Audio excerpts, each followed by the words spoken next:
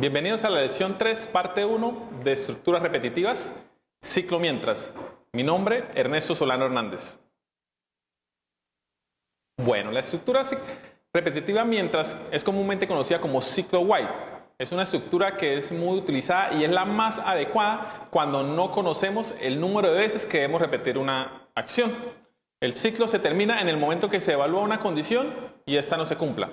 Como lo vemos acá. Nosotros inicializamos con una proposición inicial, esa proposición inicial se evalúa y luego de eso modificamos la proposición inicial. Si nosotros la vamos a comparar con un ciclo repetitivo for, son muy parecidas en el esquema. Es decir, tenemos también una parte que es de inicialización, que es un primer elemento, tenemos un segundo elemento que es el de evaluación y el tercero que sería de una modificación que se haría las veces de incremento.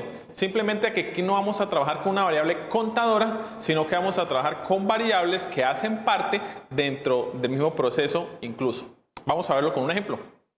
El ejemplo que vamos a traer es el calcular el sueldo de un grupo de trabajadores, ¿sí?, de una compañía, de acuerdo a unos criterios.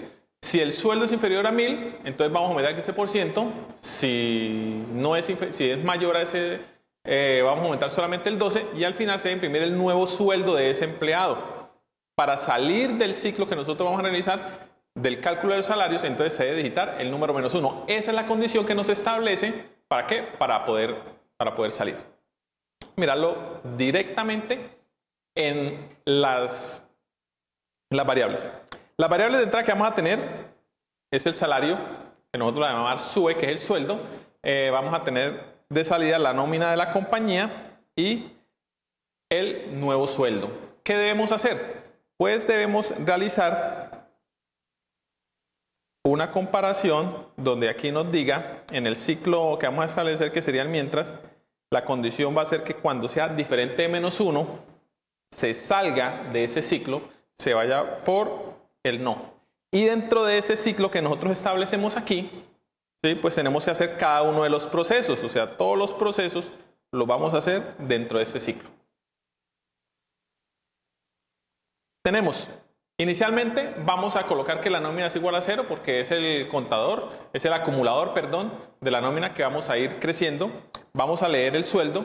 Ese sueldo es el que nosotros vamos a comparar acá. Nosotros vamos a decir que el sueldo sea diferente de -1. Mientras que se cumpla que sea diferente de -1, se va a realizar el proceso que tenemos a continuación. Y ahí ya hacemos todo lo que se va a repetir.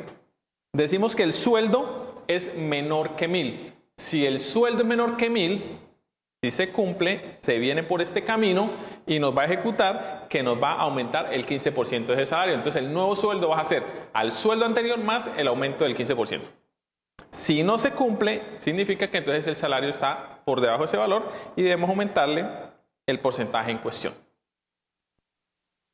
Luego de eso, aumentamos la nómina con cualquiera de los dos valores. Por eso está por fuera y no está dentro de ningún ciclo. Simplemente está por fuera.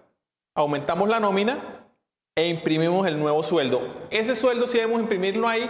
¿Por qué? El problema o el enunciado del ejercicio nos decía que debemos imprimir el nuevo sueldo del trabajador. Si nosotros no colocamos esto aquí, entonces, y lo colocamos por fuera del ciclo, entonces se nos va a imprimir solamente una sola vez y va a ser con el último sueldo que nosotros calculemos.